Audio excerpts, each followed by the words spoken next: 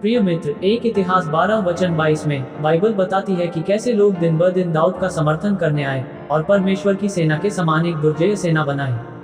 विजय के समय में नहीं, बल्कि अपमान, आलोचना के क्षणों में, और जब वह जंगल में भटक रहा था, प्रभु को लोगों को डेविड की तलाश करने के लिए प्रेरित करते हुए देखना उल्लेखनीय है। ये व्यक्ति विभिन्न पृष्ठभूमियों से थे, जिनकी पहचान एक इतिहास 12 वचन 2 में बिन्यामीनियों के रूप में की गई है, जो शाऊल का राजा था, जो दाऊद का विरोधी था और उसकी जान लेना चाहता था।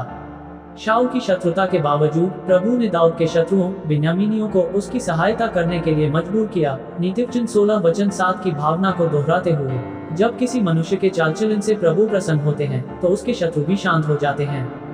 2 शमूएल 22 वचन 44 में डेविड सभी विरोधियों से मुक्त होकर उन अज्ञात लोगों पर आश्चर्य करता है जो अब उसकी सेवा करते हैं।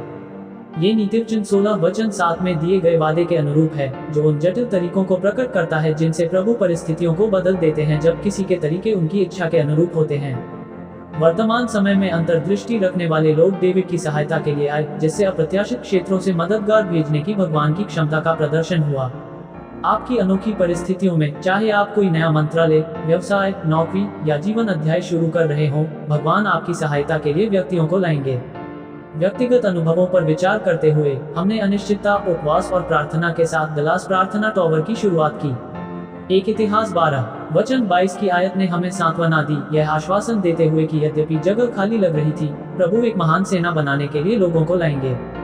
चमत्कारिक ढंग से, हमारी उम्मीदों से परे, प्रभु ने न केवल दलास प्रार्थना टॉवर के लिए जगह प्रदान की, बल्कि इजराइल में एक इमारत भी प्रदान की। इजराइल प्रार्थना टॉवर अब अज्ञात व्यक्तियों को दुनिया भर के देशों के लिए उत्साहपूर्वक प्रार्थना करते हुए देखता है, जो कि ईश्वर के वादे का एक अविश्वसनीय एहसास है।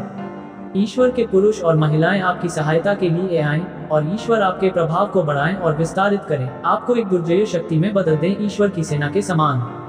आने वाले उन गौरवशाली दिनों को स्वीकार करें जब सभी दिशाओं से लोग आपका समर्थन करने के लिए एकजुट होंगे। ईश्वर आपको आशीर्वाद दे और आपकी संख्या 1000 तक बढ़ा दे। प्रार्थना। प्रेमी पिता, हे प्रभु, मुझे भी परमेश्वर की सेना के समान बनने दो। हे भगवान, मुझे महान ऊंचाइयों तक जाने दो। हे प्रभु, मेरी सीमाओं को आशीर्वाद दो। मुझे उत्तम गेहूं से तृप्त करो। ज्ञानी लोग मेरे पास आएं। हे प्रभु, जिन लोगों को मैं नहीं जानता वे आएं और मेरी सेवा करें। हे प्रभु, मेरे परिवार को आशीर्वाद दें। हे भगवान, मेरे व्यवसाय और नौकरी को आशीर्वाद दें। हे प्रभु, मैं एक महान राष्ट्र बनूं और आपके नाम को गौरवान्वित करूं। यीशु के नाम पर मैं प्रार्थना करता हूं, आमीन।